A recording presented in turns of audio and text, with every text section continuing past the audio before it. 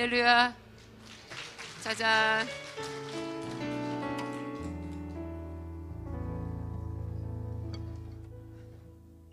연말입니다. 네. 연말입니다. 저는 연말 연초 이런 거 학교 졸업하고 나서는 잊어버리고 살았는데요.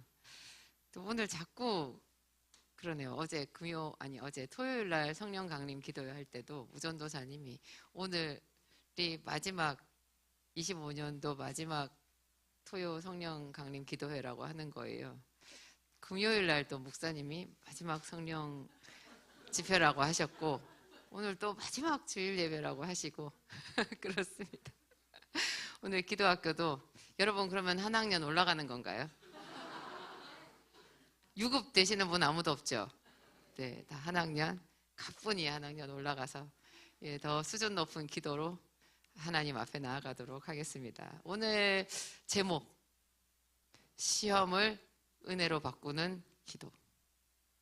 제목을 참 고민을 많이 했어요. 언제나 그렇지만 시험을 은혜로 바꾸는, 그렇죠.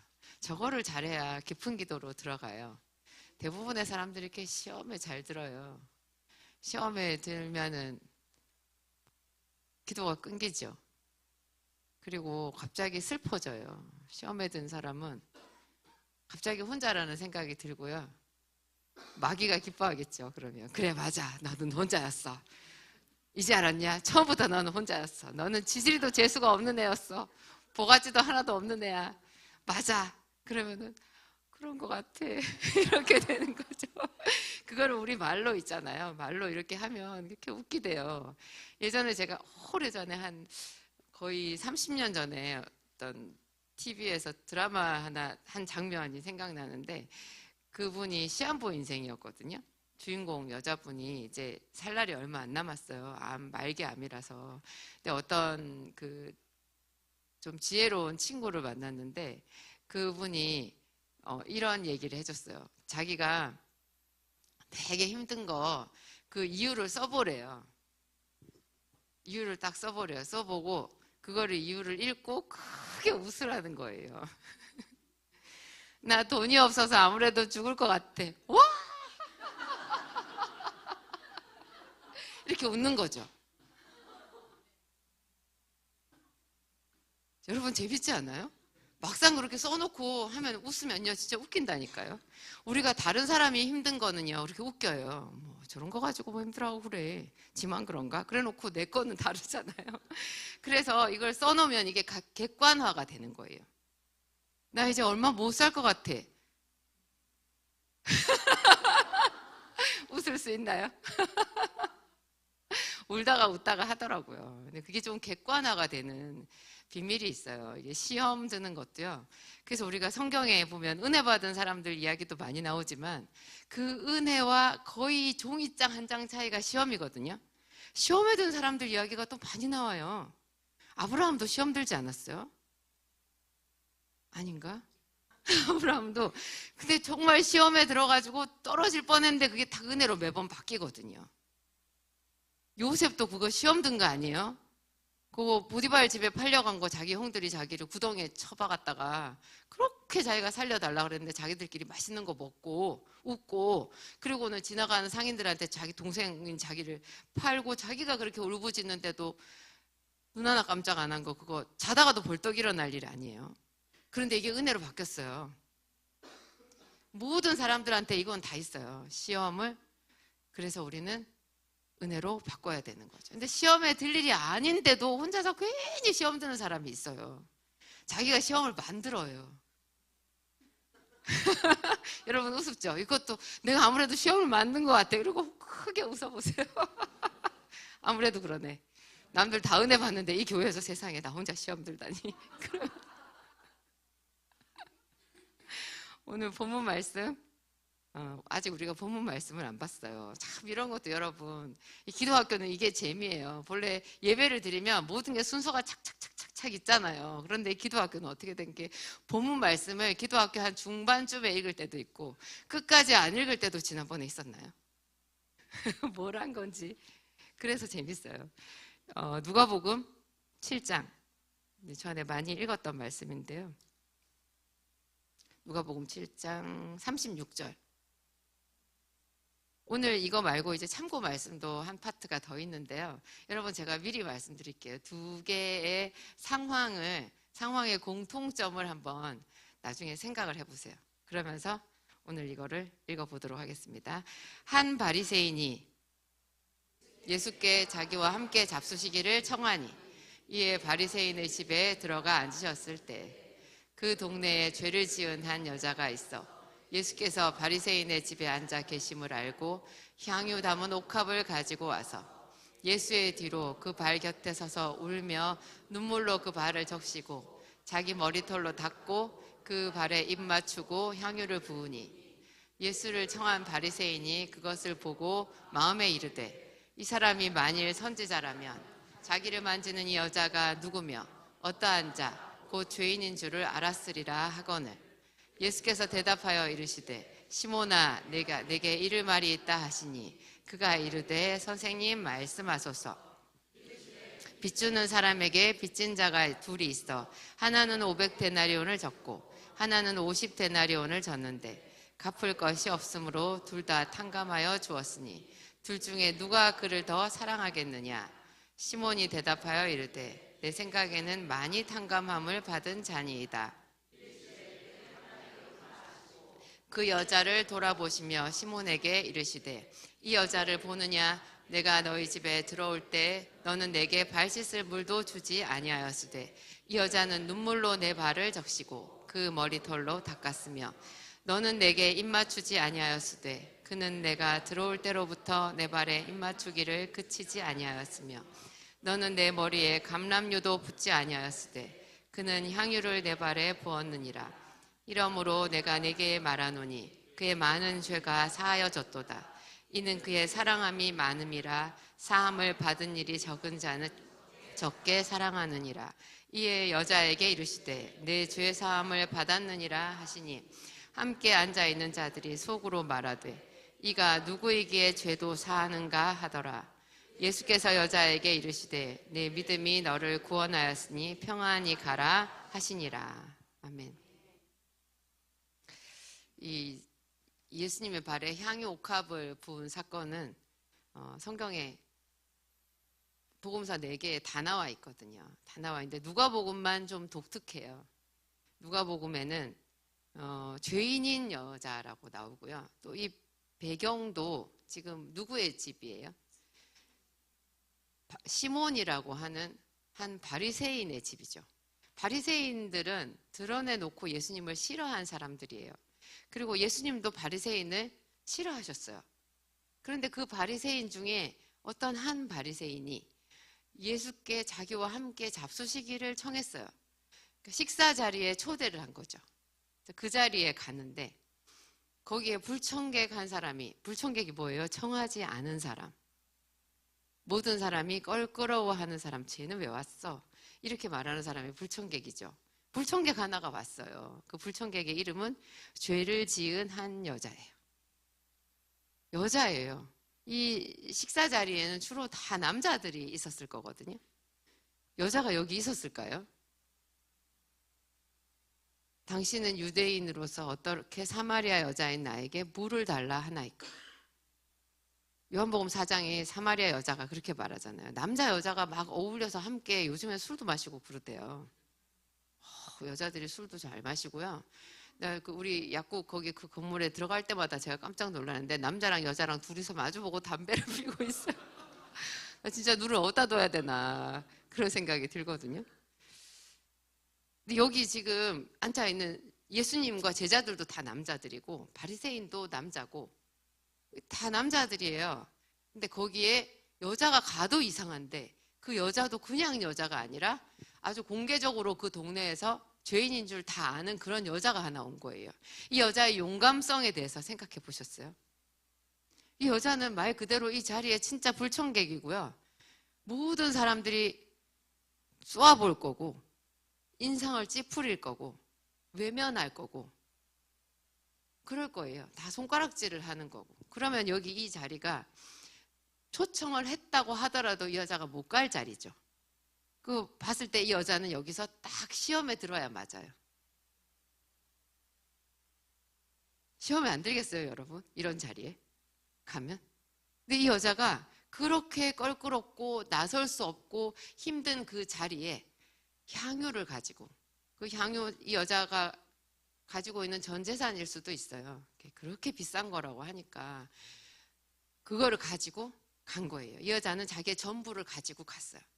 이거는 대단한 모험이고요. 용기고 결단이에요. 그렇게 귀한 거를 가지고 가도 그 자리에서 모든 사람들 앞에서 비웃음이 될 수 있어요. 여러분, 많은 사람 앞에서 망신을 당해본 적이 있으세요? 이 망신이요, 그렇게 사람을 비참하게 하거든요. 사람이 돈보다 명예를 구하라고 성경에 그렇게 나오잖아요. 돈보다 명예를, 은총을 더 사랑하라. 근데 어떤 사람들이 국회의원이 돼가지고, 국회의원 그거 대단한 명예 아니에요? 뒷돈을 받으면 어떻게 돼요, 자기 명예가? 이제 국회의원 생명도 끝이고 완전 인생 처박히는 거죠. 끝이죠. 하나님은 분명히 말씀하셨어요. 돈보다 명예라고. 사람이 또 본성이 그래요. 사람이 자부심이 있으면, 자기 자부심이 있잖아요. 자부심이 있고 자존감이 높으면 어떤 상황에서도 견딜 수 있거든요. 근데 모든 사람들 앞에서 손가락질을 당하고 망신을 당한다. 그러면 이게 어떤 것까지 가냐면 자살할 일까지 가요. 정말 그래요. 사람들이 창피하고 고개를 들 수 없어가지고 극단적인 선택을 하거든요. 그런데 그것보다도 이 여자는 더 중요한 게 있었던 거예요. 더 중요한 거. 정말 자기가 죄인이고 스스로 생각해도 자기는 죄인이지만 예수님을 사랑했던 거죠. 그리고 그 예수님 앞에서 자기를 숨기고 싶은 생각이 안 들었던 거예요. 보통 우리가 하나님 앞에 극진한 예물을 드리고 작정 기도를 하고 뭘 예배를 막 이렇게 드리고 하면은 다 그 마음에 뜨거운 소원이 있죠. 기도 응답, 소원 제목이 있잖아요. 그런데 오늘 이 여자는 예수님께 지금 왔는데 향유 옥합을 드리면서 뭘 구해요? 이 여자가 구하는 게 없어요. 아무 말을 안 해요. 울기만 했어요. 그리고 자기 온 몸으로 언어를 표현했죠. 우리가 입으로 하는 말만 말이 아니고요. 몸으로 하는 게 말이거든요. 이거 말이죠. 이거 말이에요. 이거 말이죠. 어떤 사람이 나한테 오는데 내가 이렇게 하면은 여러분 좋다는 뜻이에요? 말이죠. 굉장히 말이죠. 우리는 바디랭귀지에 굉장히 능숙한 사람들이에요. 입 한마디, 입으로 말 한마디 안 하고요. 얼마든지 사람을 속상하게 할 수 있고 슬프게 할 수도 있어요. 그런데 여기서 이 여자는 입으로 말은 안 했지만 눈물로 말을 했고 향유로 말을 했고 자기 머리카락으로 말했고 자기 손으로 무릎으로 말했어요. 예수님을 사랑한다고 말한 거죠. 자기는 비천하다고 말하는 거죠. 그리고 뭘 달라는 말조차도 하지를 못해요. 그냥 왔어요. 나중에 예수님이 이 여자한테 어떤 선물을 줘요? 그렇죠. 여자에게. 보통 우리가 다른 장면에는요, 이번에 마가복음 여러분 다 공부하셨는데, 그 4명의 친구가 중풍병 걸린 친구를 침상째에 메고 갔죠. 가니까 예수님께 다가갈 수 없었잖아요. 그래서 지붕을 뚫었어요. 예수님이 계신 곳 지붕을 뚫고 침상을 달아내렸어요. 예수님이 너무나 감격했어요.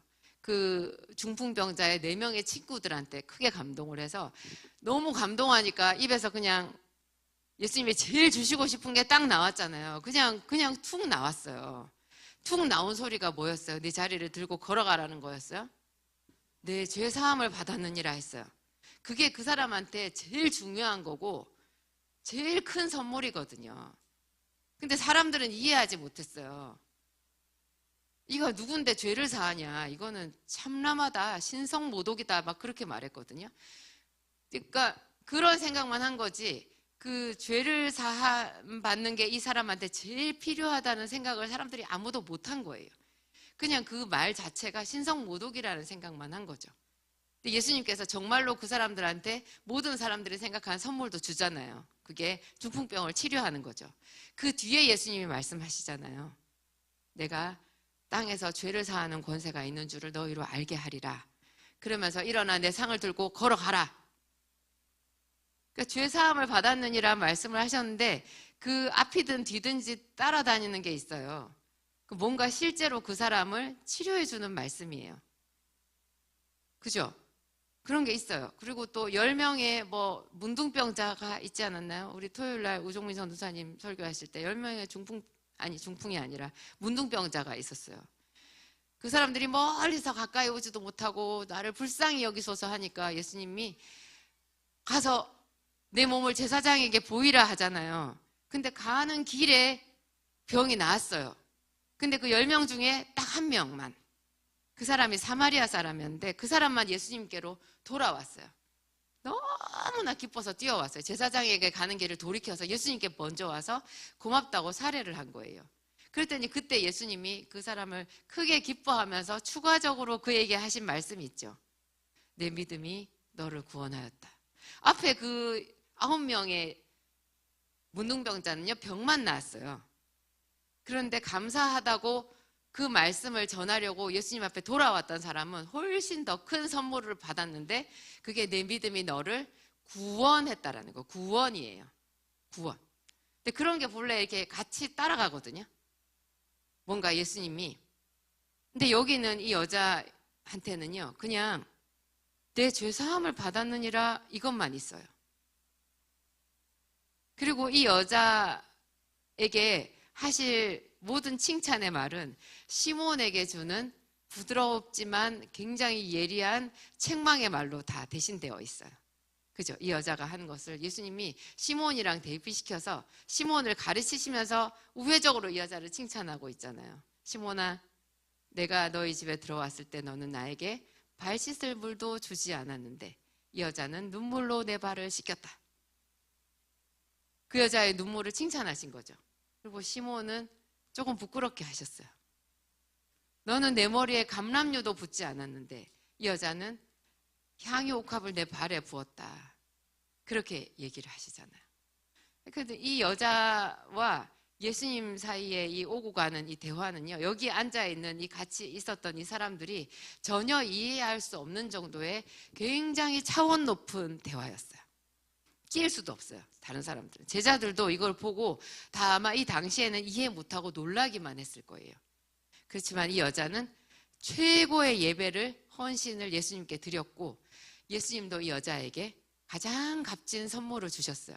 그러니까 이 여자가 내 죄사함을 받았느니라 할 때 이 죄사함 속에요, 모든 것이 다 들어있는 거예요. 이것은 마치 어떤 거냐면 야복강가에서 야곱이 했던 기도랑 굉장히 흡사해요.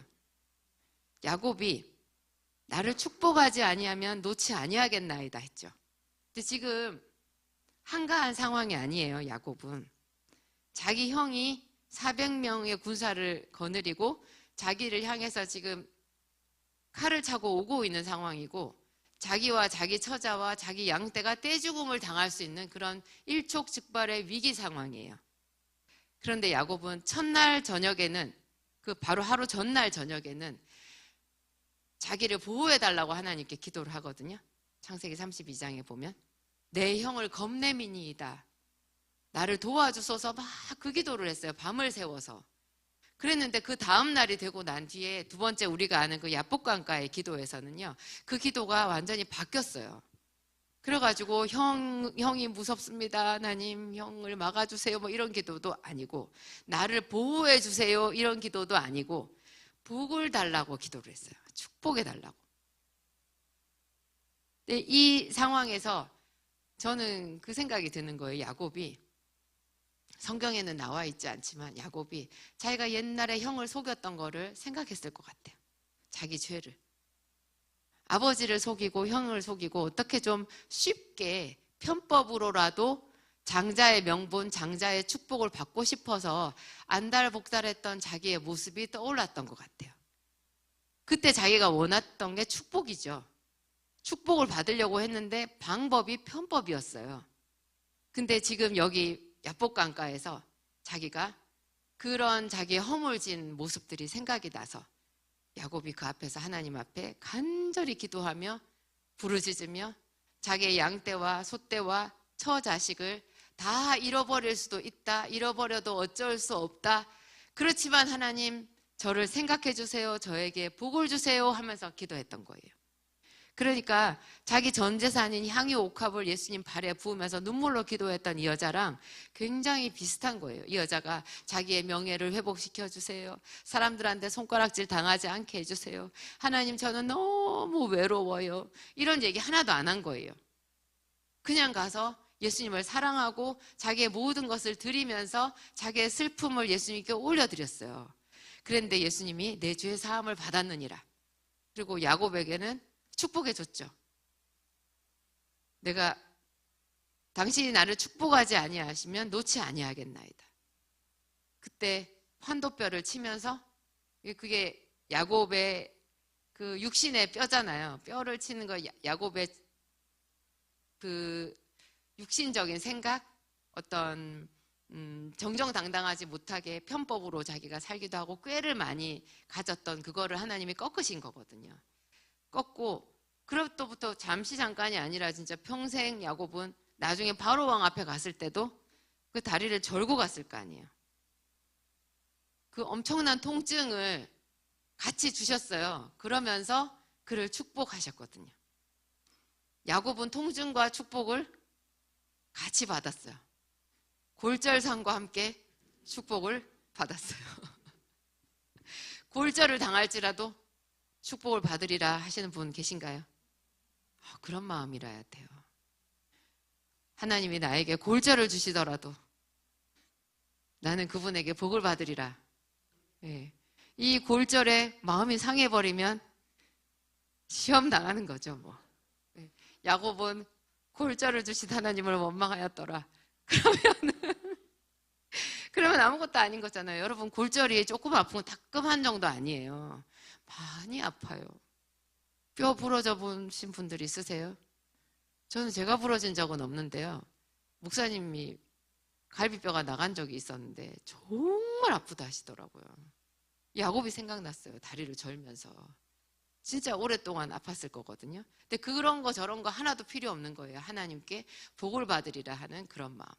복을 받고 하나님께 특별한 은혜를 받으려고 하면 골절상좀, 마음의 골절상좀 아무렇지도 않아야 된다는 것을 우리가 알 수 있어요.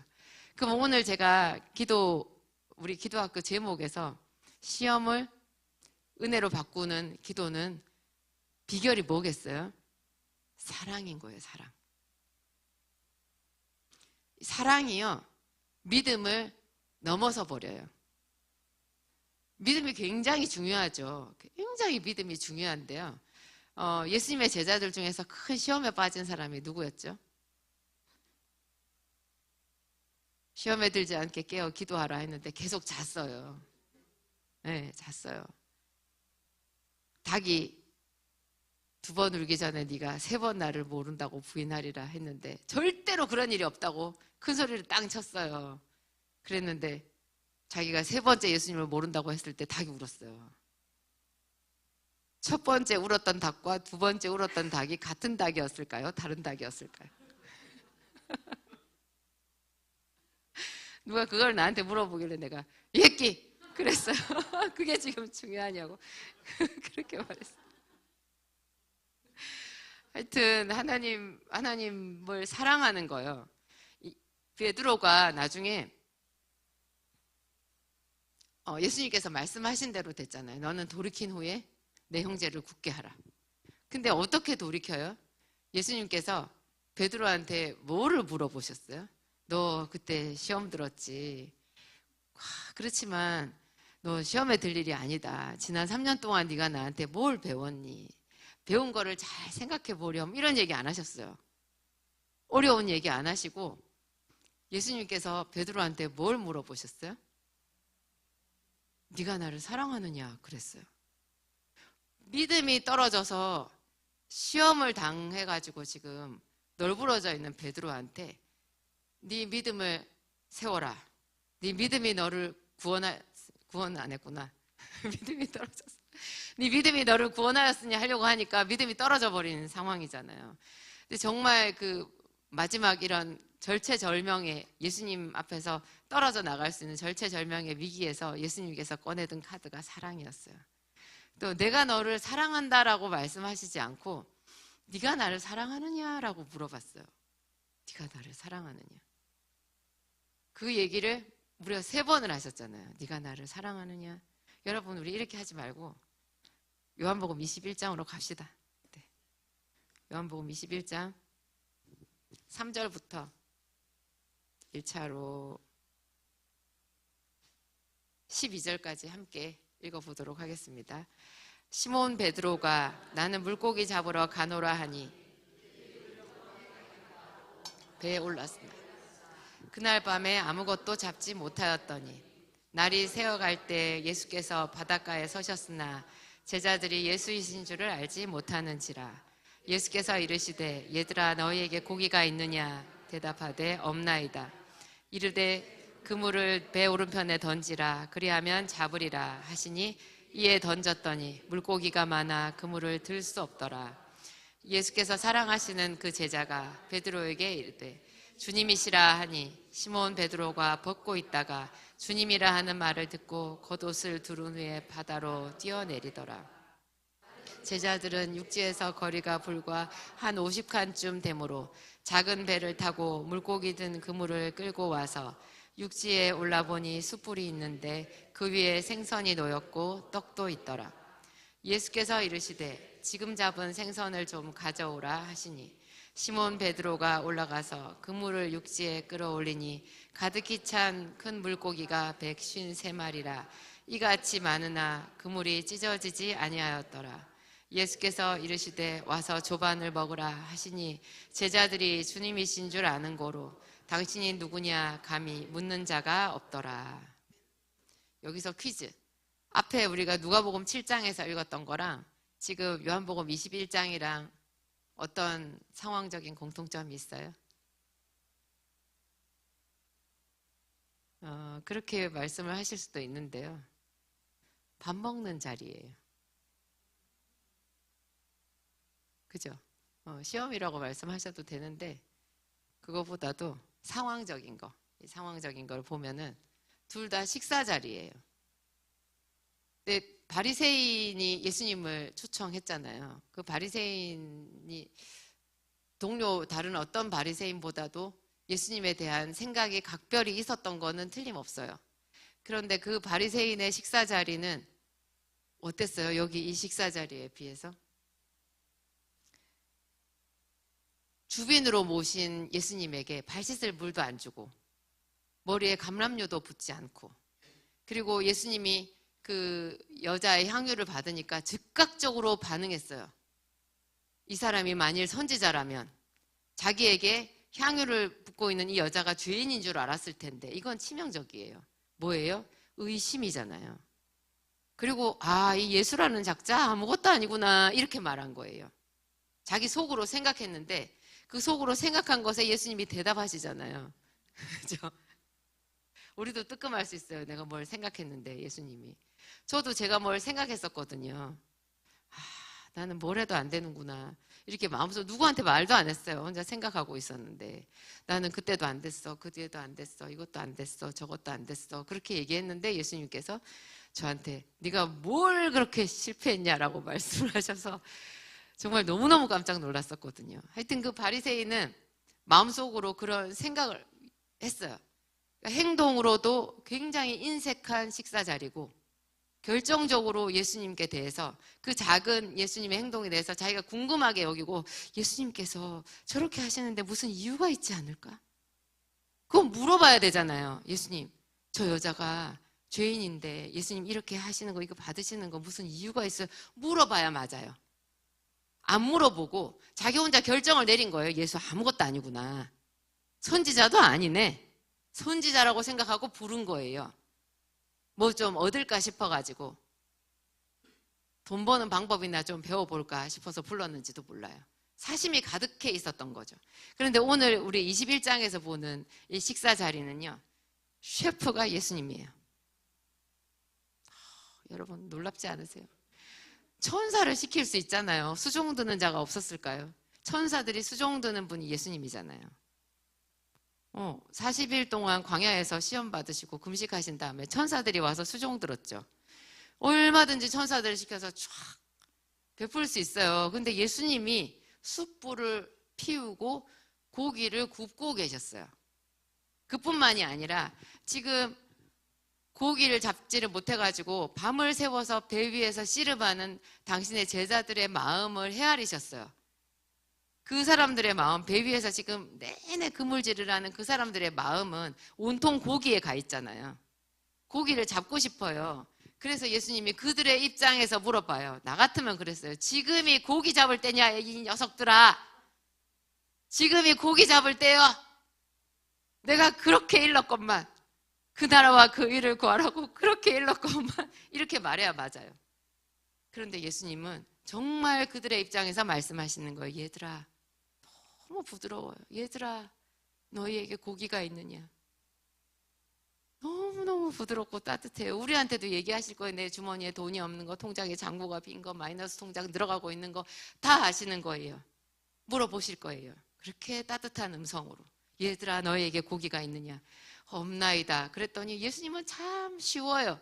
배 오른편 한 100m쯤 가서 저쪽에서 그물을 내려. 이렇게 얘기 안 하시는 거예요. 맨날 그 배에서 이쪽이냐 이쪽이냐의 차이예요. 그렇게 예수님은 쉬워요. 우리가 그분을 의지하는 그게 어렵지, 예수님께는 모든 것이 쉬운 거예요. 그래서 배 오른편에 그물 바로 던지자마자 고기가 잡혔죠. 그래서 그들의 마음, 풍족한 그 마음을 주시고 그 다음에 올라왔더니 숯불을 피워놓고 떡도 굽고 고기도 굽고, 그리고 또 금방 방금 잡은 생선도 갖고 와라. 여러분이 학교 다닐 때 도시락, 우리 땐 도시락이었거든요. 도시락을 싸가지고 갔는데 제 도시락이 항상 형편없었어요. 우리 윤리 선생님이 그랬어요. 너가 엄마 아빠는 돈 벌어서 뭐 하드노? 오늘도 신김치 싸주더나? 이렇게 얘기했거든요. 나는 맨날 김치 국물 새가지고 막 이런데 별로 맛도 없는 시커먼 김치, 전라도 김치는 빨갛고 맛있는데요. 경상도 김치는 도시락 싸가면 그렇게 맛이 없어 보여요. 시커매, 젓갈이 많이 들어가가지고. 그거를 좀 볶아서 넣어주면 얼마나 좋겠어요. 냄새도 안 나고. 그냥 싸주는 거예요. 그런데 내가 제일 고마운 친구는 누구냐? 내 그 맛없는 김치 먹어주는 친구예요. 예수님께서 방금 잡은 고기를 가져와라. 그래서 힘들어 잡은 그 고기를, 그 큰 고기를 또 그것도 구워서, 이게 굉장히 세심한 예수님의 배려예요. 제자들의 마음을 어루만지시고 또 어루만지시는 거죠. 그런 다음에 조반을 다 먹었잖아요. 그 다음에 15절부터 17절 함께 읽겠습니다. 그들이 조반 먹은 후에 예수께서 시몬 베드로에게 이르시되 요한의 아들 시몬아, 네가 이 사람들보다 나를 더 사랑하느냐 하시니 이르되 주님 그러하나이다. 내가 주님을 사랑하는 줄 주님께서 아시나이다. 이르시되 내 어린 양을 먹이라 하시고 또 두 번째 이르시되 요한의 아들 시몬아, 네가 나를 사랑하느냐 하시니 이르되 주님 그러하나이다. 내가 주님을 사랑하는 줄 주님께서 아시나이다. 이르시되 내 양을 치라 하시고 세 번째 이르시되 요한의 아들 시몬아, 네가 나를 사랑하느냐 하시니 주께서 세 번째 네가 나를 사랑하느냐 하심으로 베드로가 근심하여 이르되 주님 모든 것을 아시오매 내가 주님을 사랑하는 줄을 주님께서 아시나이다. 예수께서 이르시되 내 양을 먹이라. 사랑하느냐고 물어봐요.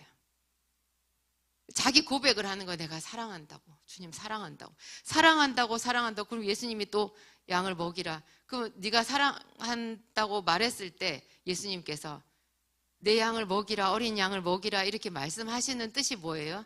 네가 나를 사랑하는 줄을 내가 안다, 그 말이에요. 인정해 주는 거예요. 그 마음을 받아주시는 거예요. 그러면서 단지 거기에 머무르지 않고 사명을 주시는 거죠. 내 어린 양을 먹이라.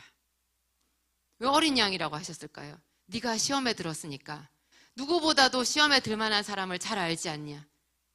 그런 어리석고 연약하고 보잘것없는 양떼를 내가 너에게 맡겨줄 테니까 그들을 잘 돌보고 하나님의 말씀을 먹이라, 그런 뜻인 거예요. 이게 베드로를 받아주신, 베드로의 사랑을 예수님이 받아주시는 거고, 그리고 거기에 한 술 더 떠가지고 그에게 사명을 주시는 거죠. 이게 참 대단한 대화예요. 우리도 그 생각을 해야 돼요. 내가 예수님을 사랑하는가? 사랑하잖아요, 여러분. 사랑하죠.